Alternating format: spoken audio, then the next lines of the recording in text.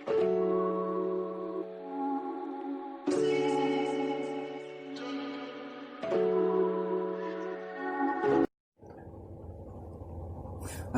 warahmatullahi wabarakatuh. Perkenalkan, kami dari kelompok 1 Ekonomi Syariah ingin mempresentasikan ataupun menjelaskan materi pada mata kuliah ini. Pada bab 6 ini kami membahas tentang teori produksi dan perusahaan Islami yang telah kami bagi menjadi beberapa subbab bahasan yang nantinya akan dijelaskan oleh masing-masing anggota kelompok. Pertama, sebelum saya memulai penjelasan, izinkan saya memperkenalkan masing-masing anggota kelompok kami.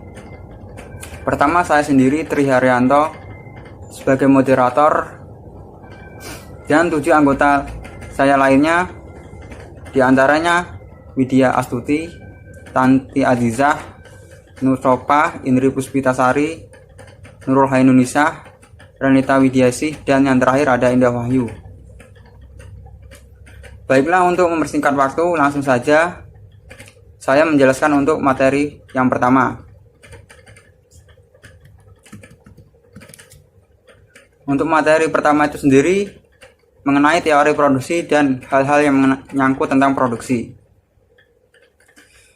Pengertian produksi itu sendiri adalah secara umum merupakan aktivitas ekonomi untuk menghasilkan barang dan jasa guna memenuhi kebutuhan masyarakat konsumen. Sedangkan secara teknis sendiri, produksi merupakan proses mengelola input berupa masukan atau faktor-faktor produksi menjadi output berupa luaran dalam bentuk barang jasa. Dari pengertian produksi itu sendiri, tujuannya adalah untuk pemenuhan kebutuhan manusia lewat pemenuhan barang dan jasa. Selanjutnya ada definisi teori produksi. Teori produksi adalah teori yang menerangkan sifat hubungan antara tingkat produksi yang akan dicapai dengan jumlah faktor-faktor produksi yang digunakan. Konsep utama yang dikenal dalam teori ini adalah memproduksi output semaksimal mungkin dengan input tertentu, serta memproduksi sejumlah output tertentu dengan biaya produksi seminimal mungkin. Secara garis besar, teori produksi ini menuntut untuk melakukan produksi dengan bahan-bahan sedikit mungkin, serta menghasilkan output atau barang dan jasa sebanyak mungkin atau semaksimal mungkin.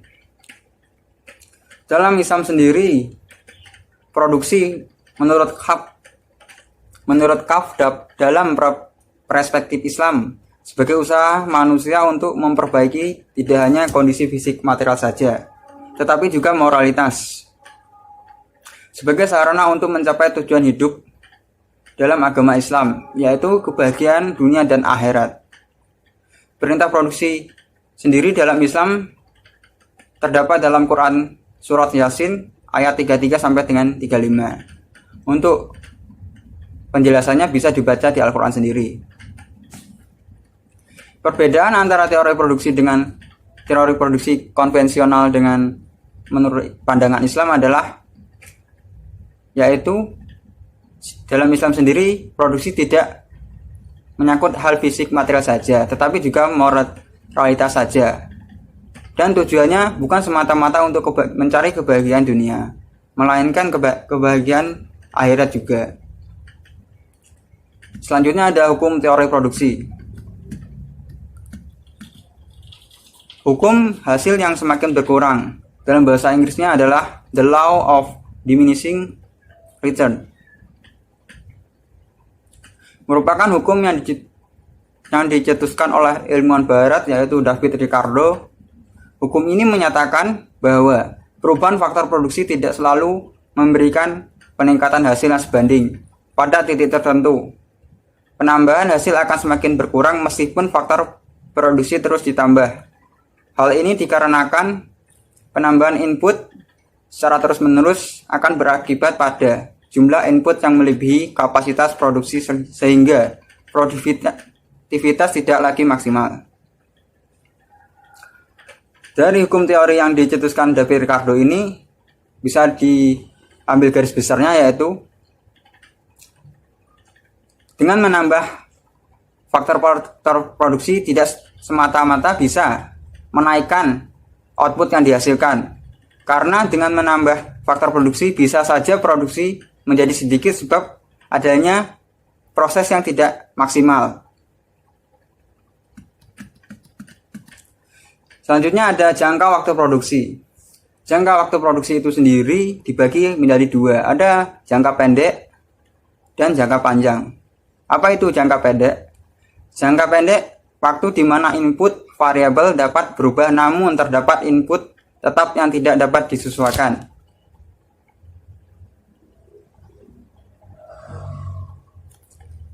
Jika diartikan, jangka pendek adalah sebagian faktor produksi tidak dapat ditambah. Jadi pada intinya jangka pendek adalah biaya produksinya bersifat tetap. Dan ada biaya yang dapat diubah. Dalam jangka pendek biaya produksi sendiri terdiri dari total fixed cost, total variable cost, total cost, dan average fixed cost, average variable cost, dan yang terakhir ada average total cost. Selanjutnya ada biaya produksi jangka panjang atau bahasa Inggrisnya long run cost. Adalah ketika semua input bersifat variabel tetap dan dapat disesuaikan. Selanjutnya ada pembagian bidang-bidang dalam produksi. Secara umum produksi itu sendiri dibagi menjadi 5 kategori. Yang pertama ada bidang ekstraktif, adalah semua usaha yang dilakukan dengan cara mengambil hasil alam secara langsung. Contoh realnya adalah pertambangan dan perikanan. Yang kedua ada bidang agraris, adalah setiap usaha dengan mengolah alam agar memperoleh hasil yang dibutuhkan. Contoh realnya ada pertanian dan perkebunan. Yang ketiga ada bidang industri, adalah setiap usaha yang dilakukan dengan cara mengolah bahan mentah sampai menjadi barang jadi. Contohnya ada industri tekstil dan industri makanan. Yang keempat ada bidang perdagangan, adalah setiap usaha yang dilakukan dengan cara membeli dan menjual kembali tanpa merubah bentuk barang yang dijual tersebut. Contohnya industri retail. Yang terakhir yang kelima ada bidang jasa, adalah setiap usaha yang dilakukan dengan cara memberikan jasa pelayanan kepada masyarakat. Contohnya ada asuransi, perbankan, pengangkutan maksud saya. Selanjutnya ada komponen produksi. Komponen input dalam produksi itu sendiri terdiri dari 4 bagian. Ada modal, tenaga kerja, kekayaan alam atau sumber daya alam, dan yang terakhir ada teknologi. Jika dirumuskan, maka rumus persamaan teori produksi adalah Q sama dengan F dalam kurung K, L, R, dan T, di mana Q merupakan jumlah produksi yang digunakan, K jumlah modal, L jumlah tenaga kerja, R kekayaan alam, dan T tingkat teknologi yang digunakan.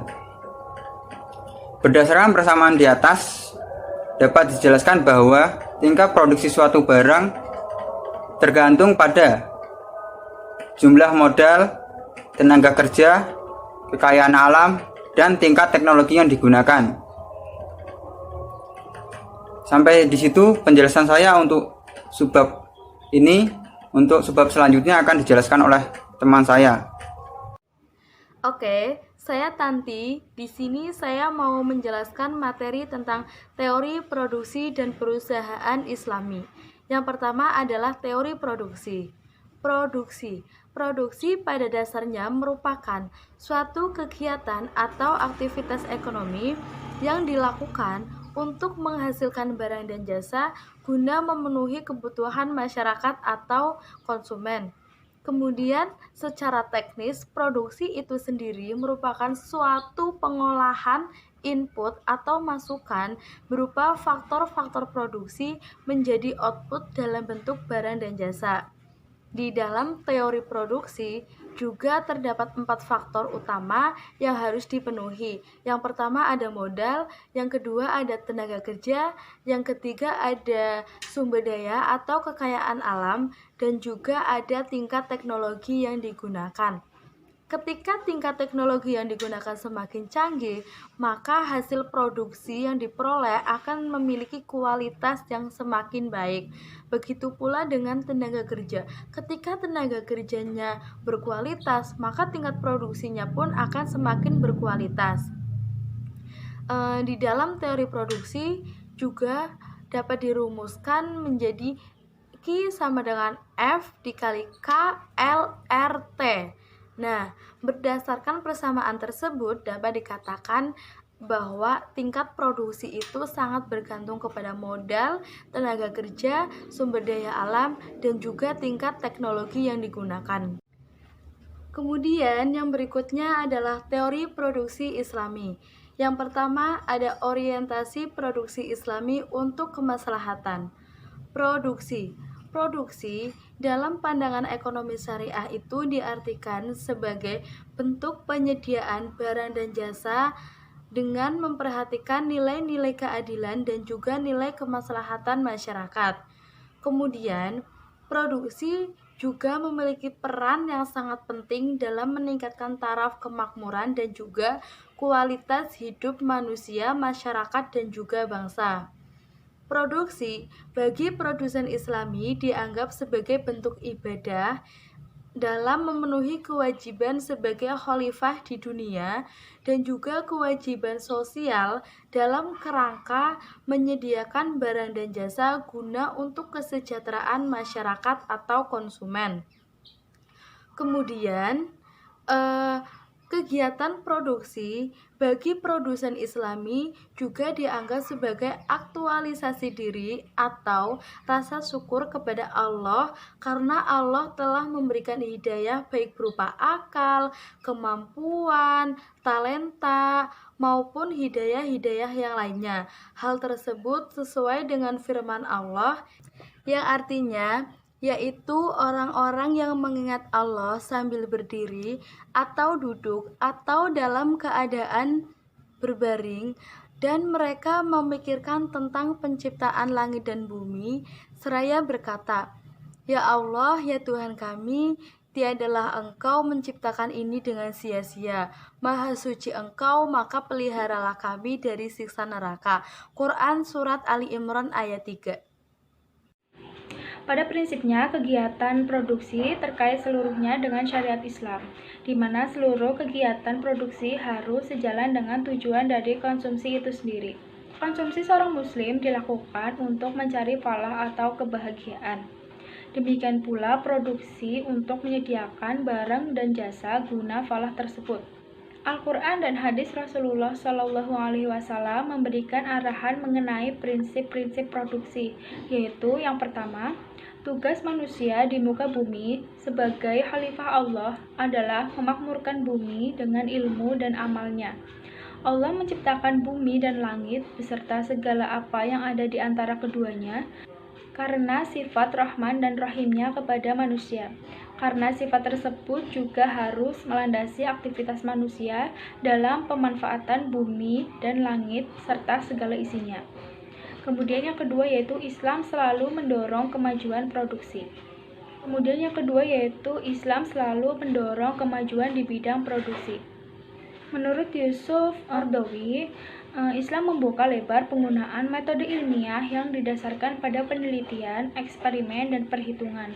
Akan tetapi, Islam tidak membenarkan kepenuhan terhadap hasil karya ilmu pengetahuan dalam arti melepaskan dirinya dari Al-Quran dan hadis. Yang ketiga, teknik produksi diserahkan kepada keinginan dan kemampuan manusia.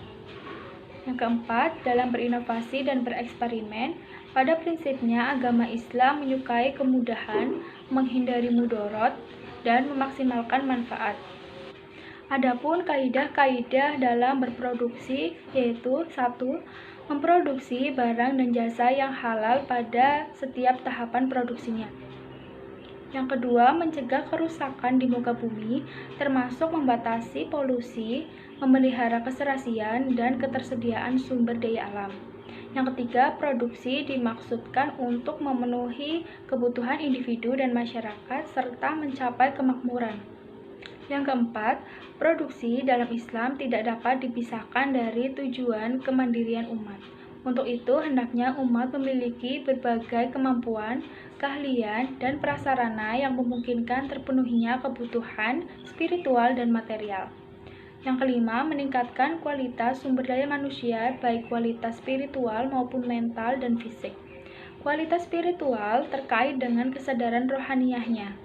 Kualitas mental terkait dengan etos kerja, intelektual, kreativitas, serta fisik mencakup kekuatan fisik, kesehatan, efisiensi, dan sebagainya. Tujuan dari produksi dalam Islam adalah untuk menciptakan maslahah yang optimum bagi konsumen atau bagi manusia secara keseluruhan.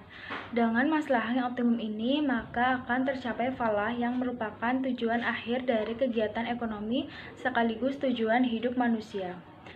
Falah merupakan kemuliaan hidup di dunia dan akhirat yang akan memberikan kebahagiaan yang hakiki bagi manusia.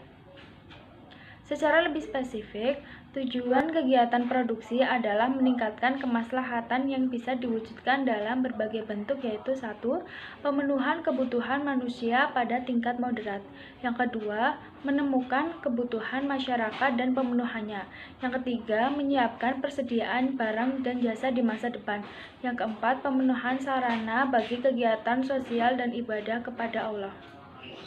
Upaya produsen untuk memperoleh maslahah yang maksimum dapat terwujud apabila produsen mengaplikasikan nilai-nilai Islami.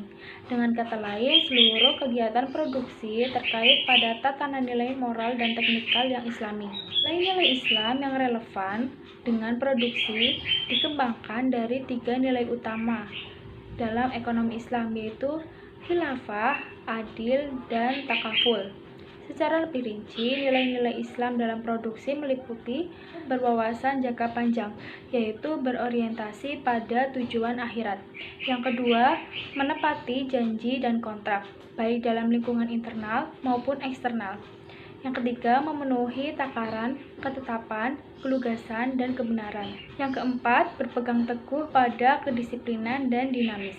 Yang kelima, memuliakan prestasi atau produktivitas. Yang keenam, mendorong ukhuwah antar sesama pelaku ekonomi. Yang ketujuh, menghormati hak milik individu. 8. Mengikuti syarah dan rukun akad atau transaksi. Yang kesembilan, adil dalam bertransaksi. 10. Memiliki wawasan sosial. 11. Pembayaran upah tepat pada waktunya dan layak. Dan yang terakhir yaitu menghindari jenis dari proses produksi yang diharamkan dalam Islam. Penerapan nilai-nilai dalam produksi tidak saja mendatangkan keuntungan bagi produsen, tetapi sekaligus mendatangkan berkah.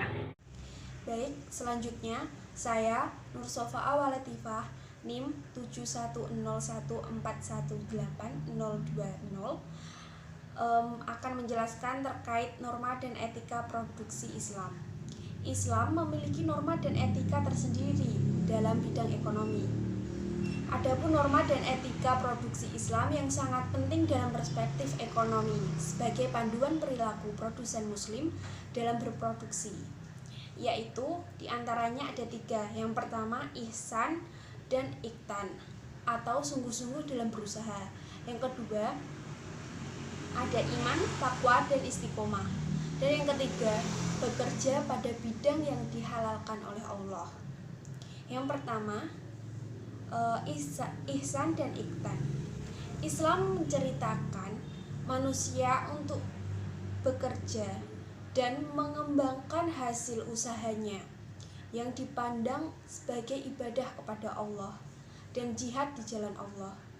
Karenanya, ihsan dan iktan dalam bekerja dan berusaha merupakan sesuatu yang diwajibkan dalam agama Islam. Dalam hadis Nabi Shallallahu Alaihi Wasallam diungkapkan, sesungguhnya Allah mewajibkan ihsan dalam segala hal. Jika mau membunuh hewan, maka bunuhlah dengan baik. Jika mau menyembelih, maka sembelihlah dengan cara yang baik. Adapun beberapa firman Allah dalam Al-Quran untuk memperingatkan, yang pertama surah Al-Maidah ayat 90 yang artinya, wahai orang-orang yang beriman, sesungguhnya minuman keras, berjudi, berkurban untuk berhala, dan mengundi nasib dengan anak panah adalah perbuatan keji dan termasuk perbuatan setan. Maka jauhilah perbuatan-perbuatan itu agar kamu beruntung. Dan yang kemudian firman Allah selanjutnya dalam surat Ali Imran ayat 130 yang berbunyi, wahai orang-orang yang beriman, janganlah kamu memakan riba dengan berlipat ganda, dan bertakwalah kepada Allah agar kamu beruntung. Dan yang terakhir ada surat An-Nisa ayat 29 yang berbunyi, wahai orang-orang yang beriman, janganlah kamu saling memakan harta sesamamu dengan jalan yang batil atau tidak benar, kecuali dalam perdagangan yang berlaku atas dasar suka sama suka di antara kamu. Dan janganlah kamu membunuh dirimu, sesungguhnya Allah Maha Penyayang kepadamu. Selanjutnya yang kedua, iman, takwa, maslahah, dan istiqomah merupakan pendorong yang sangat kuat untuk memperbesar dan meningkatkan produksi melalui kerja keras dengan baik, ikhlas, dan jujur dalam melakukan produksi yang dibutuhkan untuk kepentingan umat, agama, dan dunia. Yang ketiga, bekerja pada bidang yang dihalalkan oleh Allah.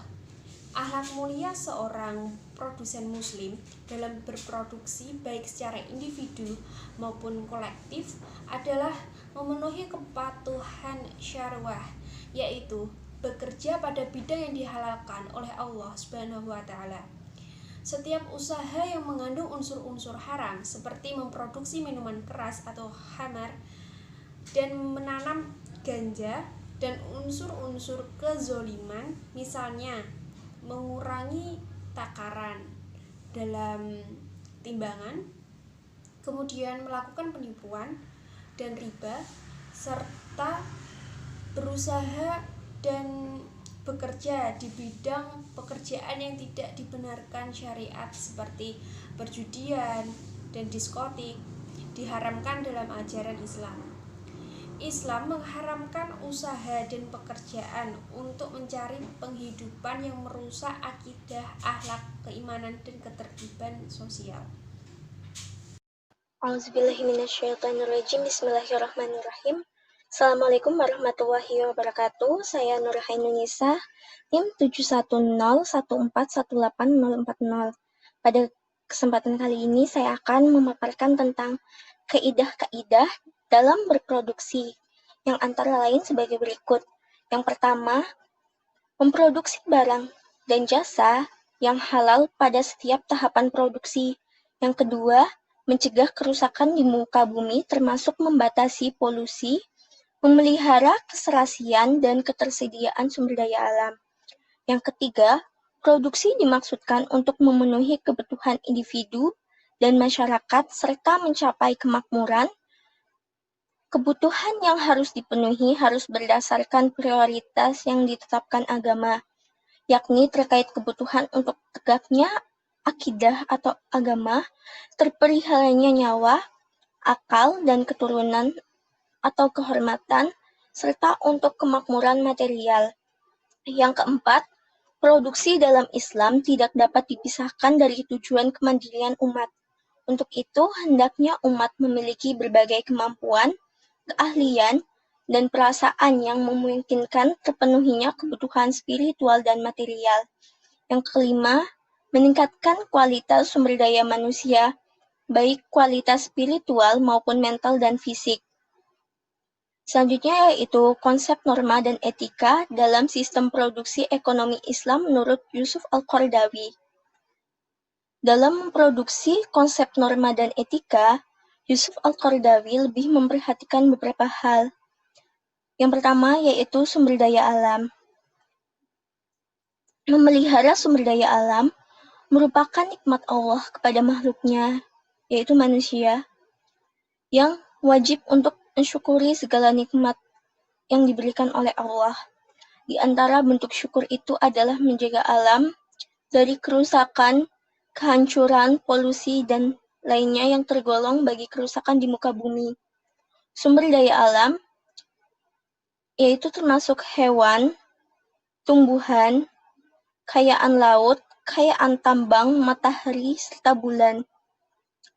Yang kedua yaitu perlindungan kekayaan alam. Etika yang terpenting adalah menjaga sumber daya alam, karena ia merupakan nikmat dari Allah kepada hambanya. Setiap hamba wajib mensyukuri, dan salah satu cara mensyukuri nikmat adalah dengan menjaga sumber daya alam dari polusi, kehancuran, atau kerusakan. Dan janganlah kamu membuat kerusakan di muka bumi sesudah Allah memperbaikinya. Kerusakan di bumi terdiri dari dua bentuk, yaitu kerusakan materi dan kerusakan spiritual. Yang berbentuk kerusakan materi misalnya sakitnya manusia, tercemarnya alam, binasanya makhluk hidup, terlantarnya kekayaan, dan terbuangnya manfaatnya. Sedangkan dalam bentuk spiritual adalah tersebarnya kezoliman, meluasnya kebatilan, kuatnya kejahatan, rusaknya dari hal kecil, dan gelapnya otak. Kedua jenis kerusakan ini adalah tindakan kriminal yang tidak diridhoi oleh Allah Subhanahu wa Ta'ala. Oleh sebab itu, berulang-ulang Al-Quran menyatakan bahwa Allah tidak menyukai orang-orang yang membuat kerusakan dan Allah tidak menyukai kebinasaan. Selanjutnya yaitu berproduksi dalam lingkaran halal. Prinsip etika dalam berproduksi wajib dilaksanakan oleh setiap muslim baik individu maupun komunitas.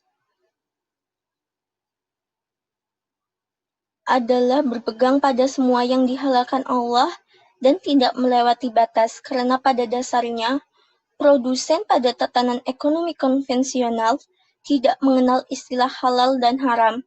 Yang menjadi prioritas kerja mereka adalah memenuhi keinginan pribadi dengan mengumpulkan laba, harta, serta uang.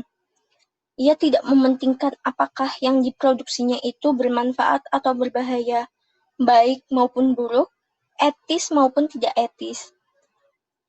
Syariat juga tidak membenarkan perbuatan segala komoditi yang hanya bisa digunakan untuk hal yang diharamkan, atau mayoritas barang itu digunakan untuk berbuat dosa. Walaupun sebagian kecil komoditi tersebut dapat digunakan untuk hal yang diperbolehkan. Sebab sebagian kecil dan hal yang jarang itu tidak bisa dijadikan pijakan bagi suatu hukum. Sekian dari saya, terima kasih. Baik, bismillahirrahmanirrahim. Assalamualaikum warahmatullahi wabarakatuh. Perkenalkan, nama saya Indri Puspitasari, NIM 7101418024. Nah, di sini saya akan menjelaskan terkait konsep produksi ekonomi dalam Islam. Nah, dalam memproduksi ini kita harus mempunyai 3 hal. Yang pertama adalah akidah, kemudian yang kedua syariah, dan yang keempat adalah akhlak. Nah, langsung saja untuk yang pertama, akidah sendiri itu nanti akan terbagi lagi menjadi 2, yaitu ilahiyah dan rubaniyah. Nah, untuk pengertian akidah sendiri dapat dibagi menjadi 2. Yang pertama adalah menurut bahasa yang berasal dari kata al-aqd atau yang berarti itu ikatan, kemudian atau siku yang mengandung arti kepercayaan atau keyakinan yang kuat. Nah, sedangkan dalam istilah itu akidah mengandung makna iman yang teguh dan pasti tanpa ada keraguan sedikit pun bagi seseorang itu untuk mengimaninya atau meyakininya. Nah, jadi dapat disimpulkan bahwa akidah Islamiyah ini sebuah keimanan yang bersifat teguh dan pasti kepada Allah dengan segala melaksanakan kewajiban bertauhid dan taat kepadanya. Nah, jika dikaitkan dengan ilmu ekonomi atau dalam konteks kita mau memproduksi barang, kita perlu untuk senantiasa meyakini bahwa kita memproduksi barang harus benar-benar dengan yakin bahwa kita lakukan ini karena Allah Subhanahu wa Ta'ala.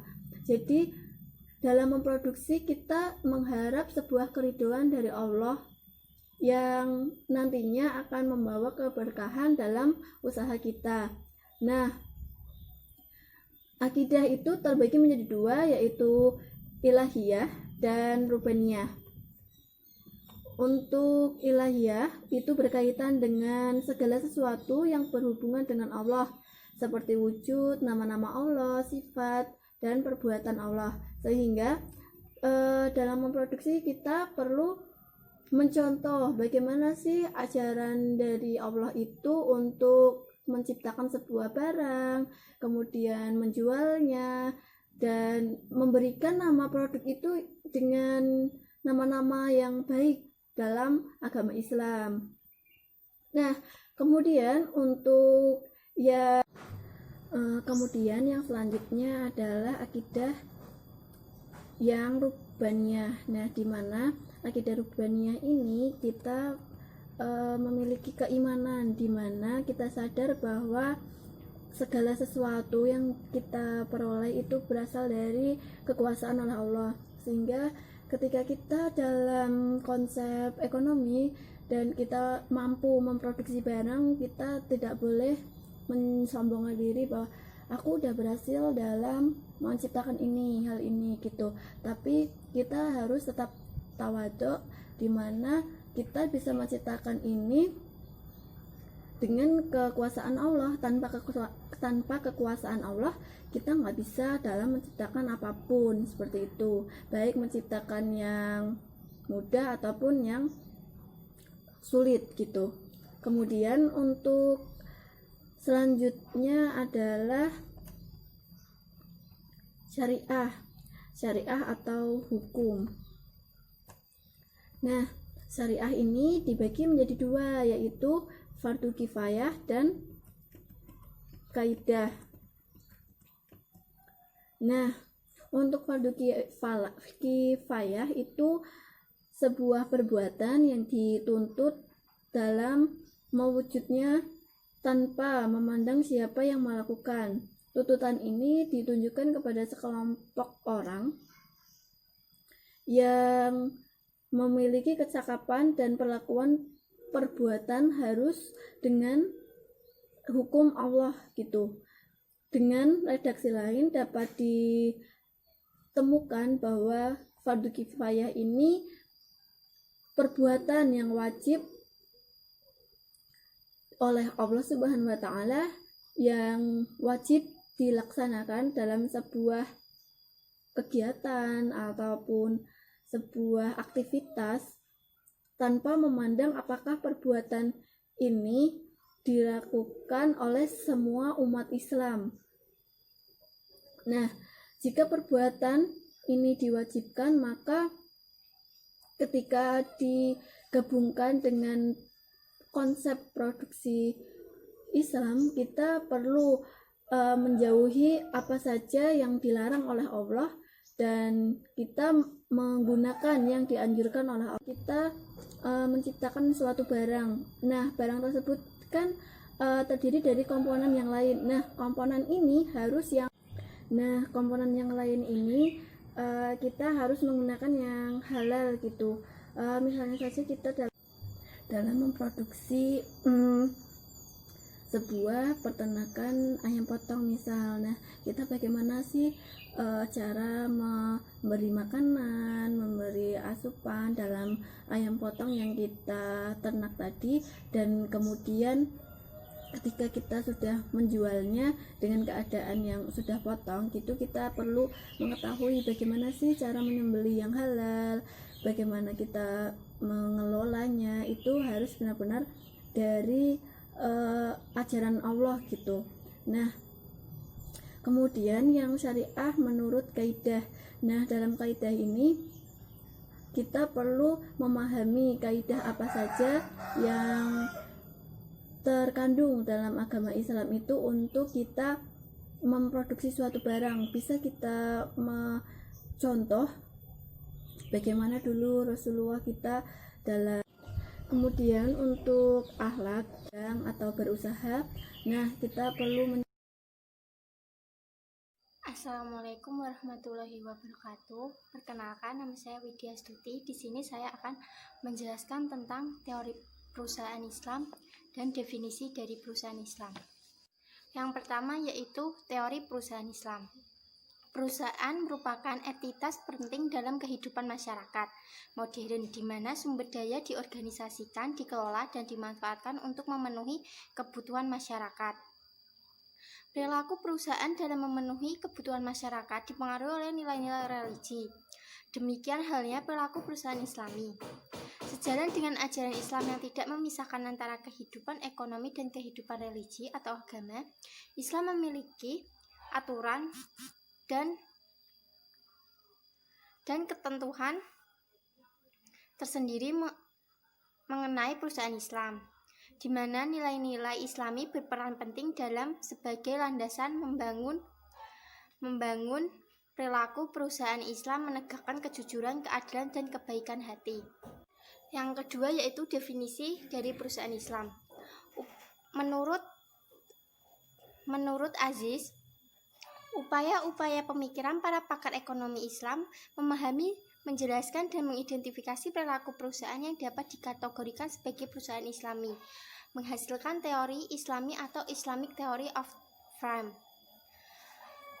Perusahaan Islam atau Islamic Firm adalah suatu bentuk perusahaan yang didirikan berlandaskan kepercayaan dan kepatuhan terhadap ajaran Islam, di mana sumber daya ekonomi diorganisasikan, dikelola, dimanfaatkan, dan dipertanggungjawabkan secara Islami, sesuai dengan nilai-nilai etika dan syariah Islam, sebagaimana diajarkan dalam Al-Quran dan Sunnah.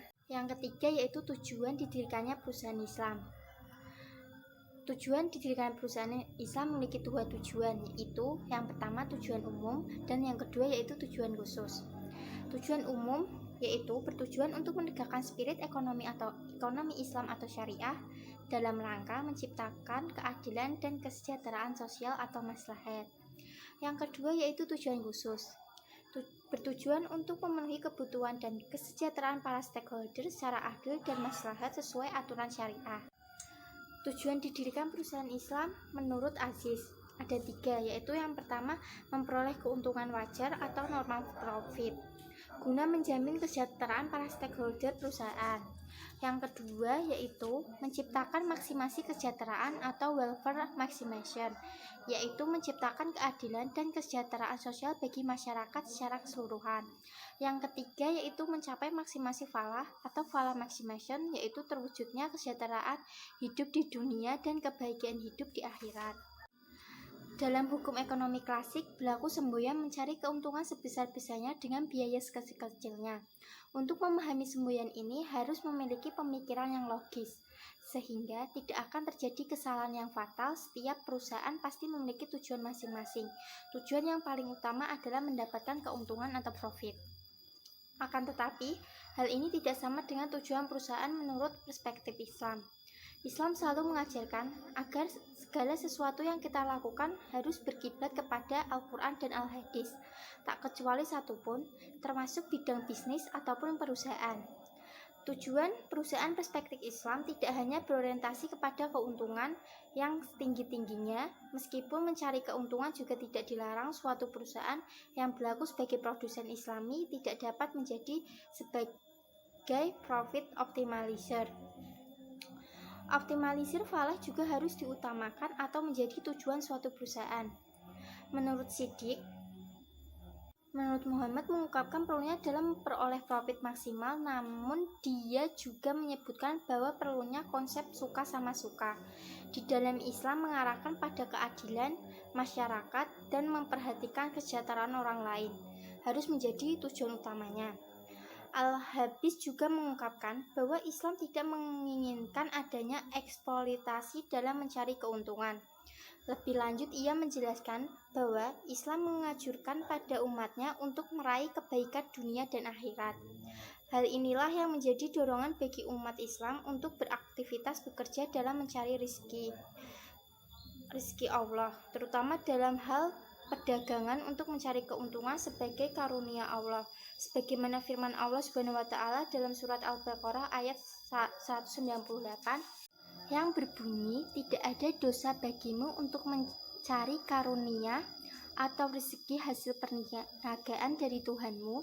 Maka apabila kamu telah bertolak dari Arafat, berzikirlah kepada Allah di Masyar al-Haram dan berzikirlah dengan menyebut Allah sebagaimana yang ditunjukkannya kepadamu, dan sesungguhnya kamu sebelum itu benar-benar termasuk orang-orang yang sesat.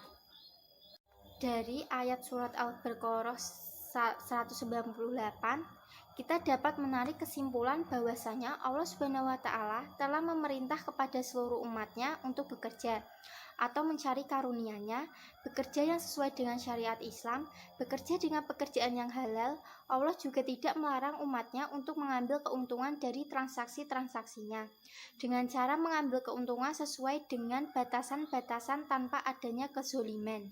Di dalam Islam telah mengajarkan bagaimana seorang pengusaha harus berkiblat kepada syarah yang bersumber dari Al-Quran dan Al-Hadis. Selanjutnya mengenai karakteristik perusahaan Islami. Sebelum menjelaskan mengenai karakteristik perusahaan Islami, terlebih dahulu saya akan menjelaskan mengenai pengertian perusahaan secara umum. Menurut Swasta dan Sukojo 2002, definisi atau pengertian perusahaan adalah suatu organisasi produksi yang menggunakan dan mengkoordinir sumber-sumber ekonomi untuk memuaskan kebutuhan dengan cara yang menguntungkan. Sedangkan menurut Undang-Undang Nomor 3 Tahun 1982, perusahaan merupakan setiap bentuk usaha yang bersifat tetap, terus-menerus, dan yang didirikan bekerja sama berkedudukan dalam wilayah negara Republik Indonesia yang bertujuan memperoleh keuntungan berupa laba.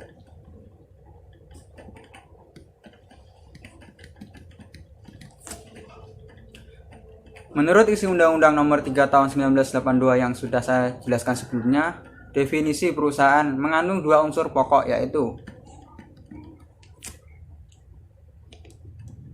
A. Bentuk usaha bersifat company, yaitu berupa organisasi atau badan usaha yang didirikan, bekerja dan berkedudukan dalam wilayah negara Indonesia.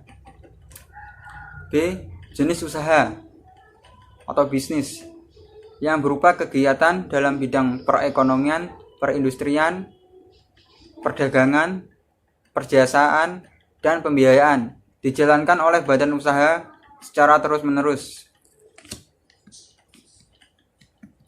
Selanjutnya mengenai fungsi perusahaan. Ada dua fungsi perusahaan. Apabila kedua fungsi tersebut dijalankan dengan lancar, terkoordinir, terintegrasi dalam rangka mencapai tujuan perusahaan, yaitu pertama ada fungsi operasi, meliputi pembelian dan produksi, pemasaran, keuangan, personalia. Fungsi operasi utama perusahaan meliputi akuntansi, administrasi, teknologi informasi, transformasi, dan komunikasi, serta pelayanan umum, dan fungsi lainnya seperti fungsi operasi penunjang. Yang kedua ada fungsi manajemen, meliputi perencanaan, pengorganisasian, pengarahan, pengendalian. Bila keduanya berjalan dengan baik, perusahaan akan menjalankan operasinya dengan lancar, terkoordinasi, terintegrasi dalam rangka mencapai tujuan perusahaan.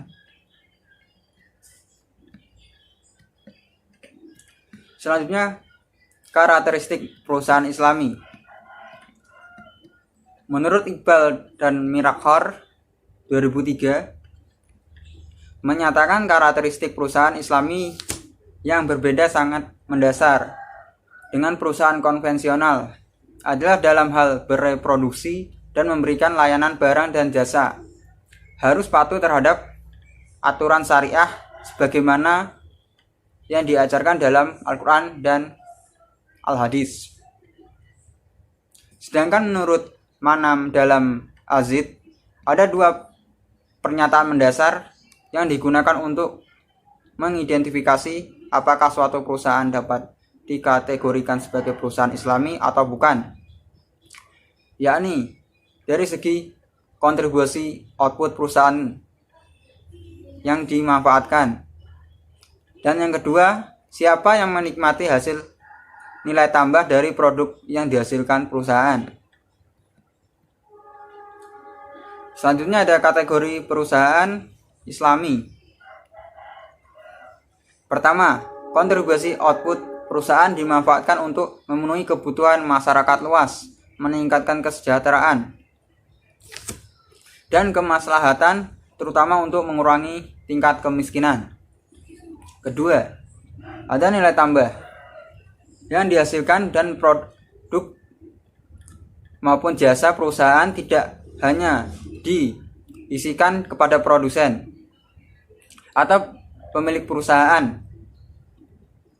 berupa shareholders semata, akan tetapi didistribusikan kepada semua pihak pemangku kepentingan yang ada pada perusahaan tersebut berupa stakeholders secara adil, termasuk distribusi kepada golongan masyarakat yang kurang beruntung, yaitu kepada para fakir dan miskin dalam bentuk pembagian zakat perusahaan.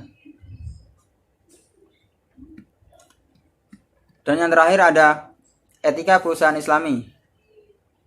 Menurut Azid 2007, karakteristik dasar perusahaan Islami adalah melakukan kegiatan operasional dan usaha yang sejalan dengan dan sesuai dengan nilai-nilai etika maupun syariat Islam, yaitu 1. Tidak memproduksi barang dan jasa haram atau mengandung unsur-unsur yang diharamkan dalam ajaran Islam. 2. Produksi barang dan jasa dengan tujuan untuk memenuhi kebutuhan pokok atau kebutuhan primer lebih diutamakan atau lebih penting dibandingkan produk barang dan jasa untuk memenuhi kebutuhan sekunder. 3. Produksi barang dan jasa dilaksanakan melalui mekanisme kerjasama berbagai sumber daya dan keuntungan secara adil. Keempat, ada memperoleh keuntungan pada tingkat yang wajar. Maksudnya yaitu laba yang diperoleh bukan laba maksimal, melainkan laba normal yang memperhatikan hak-hak dan kepentingan semua stakeholder perusahaan secara adil. Dan yang terakhir ada pendapatan dan nilai tambah yang dihasilkan dari produk maupun jasa perusahaan didistribusikan pada para pemilik perusahaan shareholders apabila hak-hak para karyawan telah diberikan secara layak. Kepada konsumen, memperoleh produk dan jasa yang berkualitas dengan harga yang wajar, terlindungi, dan semua pemangku kepentingan perusahaan terpenuhi haknya secara adil. Dari etika perusahaan menurut Islam ini bisa diambil garis besarnya, yaitu yang pertama ada barang yang diproduksi tidak boleh barang-barang haram. Yang kedua, tujuan utamanya yaitu untuk kebutuhan penting manusia, yaitu kebutuhan primer. Dan yang terakhir adalah harus bersikap adil, baik kepada pemilik perusahaan dan pemangku kepentingan yang terkait dengan perusahaan tersebut, dari karyawan dan lain-lain.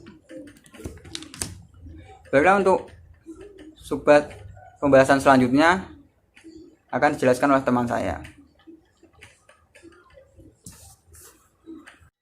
Baik, selanjutnya saya Endah Wahyu Mulyati. Di sini saya akan menjelaskan juga menganalisis salah satu usaha dagang yang ada di Kabupaten Blitar dalam mengimplementasikan ekonomi hukum Islam. Bicara tentang teori produksi, secara teknis produksi adalah mengolah input atau faktor-faktor produksi menjadi output dalam bentuk barang maupun jasa. Input yang terpenting adalah salah satunya modal, tenaga kerja, kekayaan alam atau sumber daya alam, dan tingkat teknologi yang digunakan. Nah, di sini saya akan mencontohkan salah satu usaha dagang yang ada di Kabupaten Blitar, yaitu usaha dagang Anissa Jaya.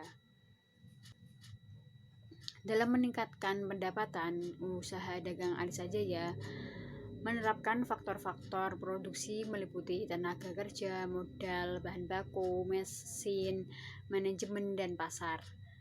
Ya, meskipun untuk skala yang digunakan belum sebesar pabrik di mana hanya sebatas kemampuan di usaha dagang Anissa Jaya. Baiklah, sampai di sini penjelasan materi mengenai teori produksi dan perusahaan Islami.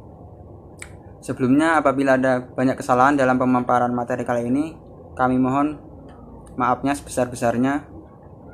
Saya ucapkan terima kasih. Wabillahi taufiq wal hidayah. Wassalamualaikum warahmatullahi wabarakatuh.